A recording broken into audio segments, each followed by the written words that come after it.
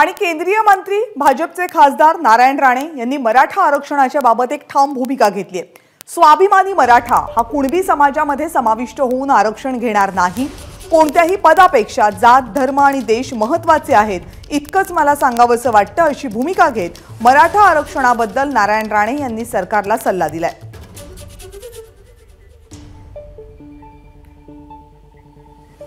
आणि मराठा आरक्षणाबाबत केंद्रीय मंत्री नारायण राणे यांनी नेमकं काय म्हटलंय बघूया।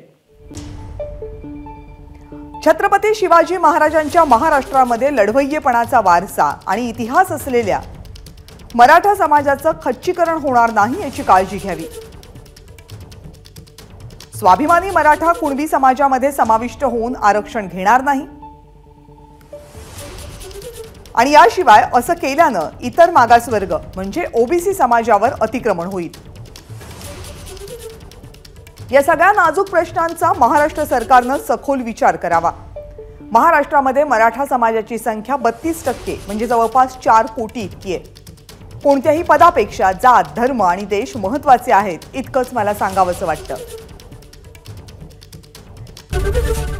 एबीपी माझा, उघडा डोळे बघा नीट।